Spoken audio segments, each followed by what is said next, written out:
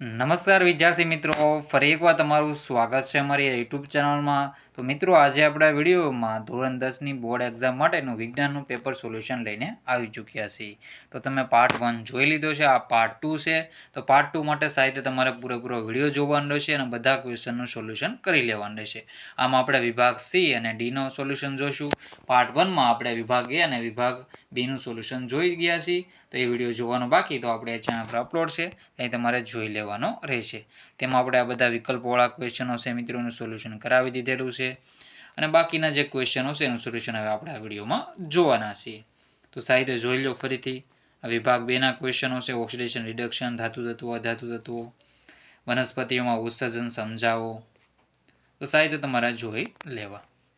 તો આપણે જ્યાંથી બાકી છે વિભાગ સીથી ત્યાં આપણે જવાબ જોઈ લઈએ. તો વિભાગ સી છે, તો એમાં તમારે શું કરવાનું છે? મર્યાદામાં માગ્યા મુજબ જવાબ લખવાના છે 60 થી 80 શબ્દોમાં.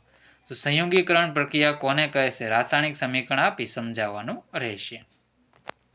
તો જુઓ, સંયોગીકરણ પ્રક્રિયા. તો જે રાસાયણિક પ્રક્રિયામાં બે કે તેથી વધુ પ્રક્રિયકો વચ્ચે પ્રક્રિયા થઈ એક જ નિફસ બનતી હોય તો તેવી રાસાયણિક પ્રક્રિયાને સંયોગીકરણ કહે છે. ઉદાહરણ તરીકે, કેલ્શિયમ ઓક્સાઇડ એ ખૂબ જ જોશથી પાણી સાથે પ્રક્રિયા કરી ફોડેલો ચૂનો કેલ્શિયમ હાઇડ્રોક્સાઇડ બનાવે છે અને પુષ્કળ પ્રમાણમાં ઉષ્મા ઉત્પન્ન કરે છે. આ પ્રક્રિયામાં કેલ્શિયમ ઓક્સાઇડ અને પાણી સંયોજાઈને એક જ નિપજ કેલ્શિયમ હાઇડ્રોક્સાઇડ બનાવે છે. તો આપણે જોઈએ તો કેલ્શિયમ ઓક્સાઇડ છે અને H2O એટલે પાણી, કેલ્શિયમ હાઇડ્રોક્સાઇડ. એવી રીતે રહેશે. કળી ચૂનો એટલે ક્વિક લાઇમ, તો CaO એટલે કે કેલ્શિયમ ઓક્સાઇડ, એને આપણે કળી ચૂનો કે ક્વિક લાઇમ. જ્યારે કેલ્શિયમ હાઇડ્રોક્સાઇડ તો ચૂનાનું નીતર્યું પાણી પણ એને કહી શકાય. પછી છે સંયોગીકરણના અન્ય ઉદાહરણો: કોલસાનું હવાની હાજરીમાં સળગવું છે, તો કાર્બન પ્લસ ઓક્સિજન જોડાય તો CO2 બની જાય. પછી પાણીની બનાવટ છે. પછી છે કોપરની શુદ્ધિકરણ માટેની વિદ્યુત વિભાજનીય પદ્ધતિ આકૃતિ દોરી સમજાવો. તો સાહિત્ય જોઈ લેવાનું છે. ક્લિયરિટી થોડીક હોય લાગે તો મિત્રો સાહિત્ય આપણે ફ્લોપ્સ તમારે બદલાવી લે. 240માં હોય તો 360, 480 તમે કરી શકો, 720 પણ જોઈ શકો. તો સાહિત્ય જવાબ જોઈ લો. પોઝ કરીને સાહિત્ય તમારે વાંચી લેવાનું રહેશે.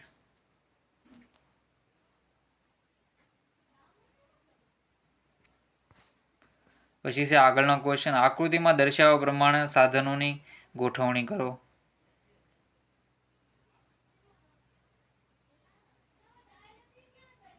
તો આવી રીતે કરી નાખવું. પછી છે સક્રિયતા શ્રેણીના ટોચ પર રહેલી ધાતુનું નિષ્કર્ષણ કેવી રીતે કરવામાં આવે છે? ઉદાહરણ આપી સમજાવવાનું છે.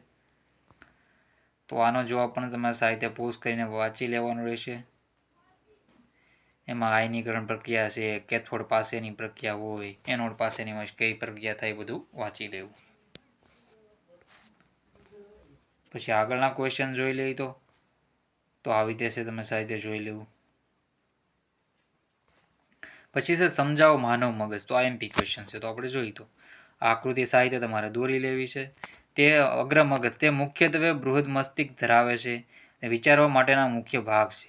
તે વિવિધ ગ્રાહી એકમોમાંથી સંવેદનાઓ મેળવવા માટેના વિસ્તારો આવેલા હોય છે અગ્ર મગજમાં.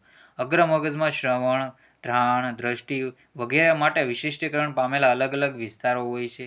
તેમાં સહનિયમન માટેના સ્વતંત્ર ક્ષેત્રો હોય છે.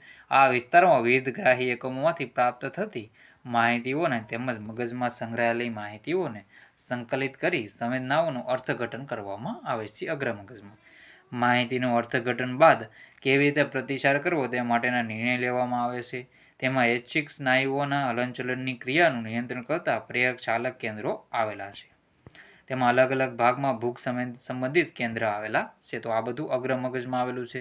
પછી મધ્ય મગજમાં આપણે જોઈએ તો તે ચતુષ્કાયના મગજનો મધ્ય ભાગ છે. તેમાં દ્રષ્ટિ અને શ્રવણના પરાવર્તી ક્રિયાના કેન્દ્રો આવેલા છે.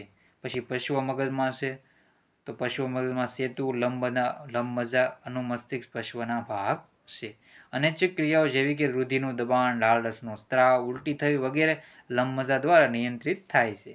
અનુમસ્તિષ્ક ઐચ્છિક ક્રિયાઓની ચોકસાઈ અને શરીરનું સમસ્થિતિ તેમજ સંતુલન જાળવવામાં જવાબદાર છે. તો આવી રીતે તમારે છે સાહિત્ય જોઈ લેવાનું રહેશે. તો લંબમજ્જા દ્વારા રુધિરનું દબાણ, લાળ રસનો સ્ત્રાવ, ઉલટી વગેરે જે એ બધું નિયંત્રિત થાય. તો સાહિત્ય જવાબ જોઈ લેવો. પોઝ કરીને વાંચી લો. મગજ છે મોસ્ટ IMP રહેશે તમારા માટે. પછી આપણે આગળના ક્વેશ્ચન જોઈ લઈએ તો ટૂંકનો લખો. માદા મનુષ્યનું પ્રજનન તંત્ર. તો તમારે સાહિત્ય જોઈ લેવાનું રહેશે. આકૃતિ દોર નાખવાની રહેશે ને બધા છે અંગ આપણે જોઈએ તો દર્શાવી દેવાનું રહેશે. પછી છે જાતિના અસ્તિત્વ માટે ભિન્નતા જરૂરી છે, સમજાવો. પ્રકાશનું પરાવર્તન એટલે શું? પ્રકાશના પરાવર્તનના નિયમો લખો.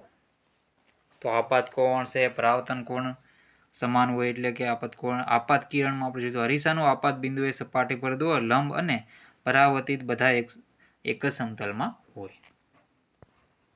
પછી છે નાની કેન્દ્ર લંબાઈ ધરાવતા બહિગોળ લેન્સ સામે વસ્તુ f અને 2f ની વચ્ચે મૂકતા મળતા પ્રતિબિંબનું સ્થાન, પ્રકાર અને પરિમાણ દર્શાવતા કિરણ આકૃતિ દોરવાની રહેશે. તેનો જવાબ સાહિત્ય જોઈ લો. પછી છે સુવાહકનો અવરોધ જેની પર આધાર રાખે છે તે પરિબળોનો અભ્યાસ કરતા પ્રયોગના અંતે નીચે મુજબના અવલોકનો જોવા મળ્યા છે. તો એનો જવાબ તમારે જો આવી રીતે આપેલો છે સાહિત્ય જોઈ લો.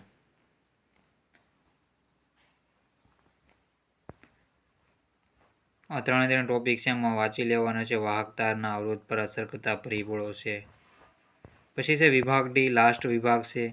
તો એમાં આપણે જોઈએ 90 થી 120 શબ્દોમાં મર્યાદા માગ્યા મુજબ જવાબ લખવાના રહેશે. બ્લીચિંગ પાવડરની બનાવટ, રાસાયણિક સમીકરણ આપી તેના ઉપયોગો લખો. તો બ્લીચિંગ પાવડરની રાસાયણિક સમીકરણ છે તો જોઈ લો સાહિત્ય. તો CaO Cl2. પછી છે વિરંજન પાવડરનો ઉપયોગ. ટેક્સટાઇલ ઉદ્યોગમાં સુતરાઉ તેમજ લિનનના વિરંજન માટે, કાગળ ઉદ્યોગમાં લાકડાના માવાના વિરંજન માટે, લોન્ડ્રીમાં ધોવાયેલા કપડાના વિરંજન માટે, અનેક રાસાયણિક ઉદ્યોગોમાં ઓક્સિડેશન કરતા તરીકે, પીવાના પાણીને જંતુરહિત કરવા માટે જંતુનાશક તરીકે. પ્રયોગશાળામાં હાઇડ્રોજન વાયુની ચકાસણી કરતો પ્રયોગ વિગતવાર સમજાવો. તો પ્રયોગ છે સાહિત્ય તમારે જોઈ લેવાનું છે, પોઝ કરીને વાંચી લેવો. એટલે કે ચોંટાડીને તમારે આકૃતિ છે તમારા પુસ્તકમાંથી પણ તમે લખી શકો બધું. તો સાહિત્ય જવાબ જોઈ લો. પછી છે કાર્બનનો સર્વતોમુખી સ્વભાવ સમજાવો. તો સાહિત્યનો જવાબ જોઈ લો.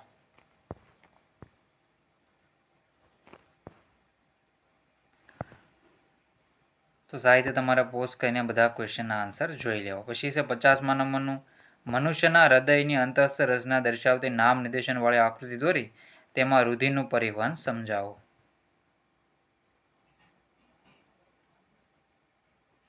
તો આનો જવાબ તમારે હૃદયનું વિશે સાહિત્ય જોઈ લેવાનું રહેશે. હૃદય આપણી મુઠ્ઠીના કદનું એક સ્નાયુ અંગ છે. મનુષ્યના હૃદયના વિવિધ ખાના ઓક્સિજનયુક્ત રુધિર અને ઓક્સિજન વિહીન રુધિરનું મિશ્ર થતું અટકાવે છે. મનુષ્યના હૃદયમાં પરિવહન પદ છે. હૃદયના ઉપરના બે ખંડો કર્ણકો અને નીચેના બે ખંડો શેપકો છે જે હૃદયમાંથી રુધિરને બહાર ધકેલે છે. ડાબા ખંડો છે. ડાબા ખંડ વિશેની માહિતી જોઈ લેવી. જમણા ખંડ વિશેની તમે સાહિત્ય માહિતી વાંચી શકો.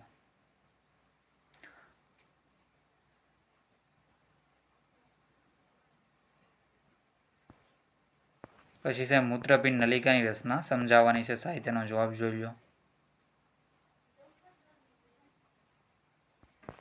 આકૃતિ સાથે તમારે આકૃતિ સહિત તમારે સાહિત્ય વાંચી લેવાનું રહેશે. પછી છે કાચના પ્રિઝમ વડે થતું શ્વેત પ્રકાશનું વિભાજન દર્શાવતો પ્રયોગ સમજાવો.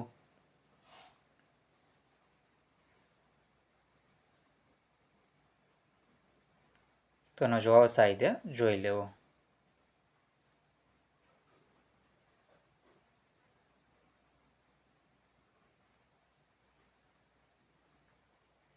તેમાં આપણે જોઈએ તો છે શું છે, જાંબલી રંગના પ્રકાશનું વિચલન છે સૌથી વધારે, રાતા રંગના પ્રકાશનું વિચલન છે સૌથી ઓછું. આથી પડદા પર જાંબલી રંગનો પટ્ટો સૌથી નીચે અને રાતા રંગનો પટ્ટો સૌથી ઉપર જોવા મળે છે. આમ થવાનું કારણ પ્રિઝમ પોતે આપાત શ્વેત પ્રકાશને રંગના પટ્ટામાં વિભાજિત કરે છે. તેમાં પડદા પરના રંગનો ક્રમ જોતા જાંબલી, નીલો, વાદળી, લીલો, પીળો, નારંગી, રાતો અને જોવા મળે છે. લીલો વચ્ચે આવશે, જાંબલી સૌથી નીચે અને ઉપર લાલ આવશે.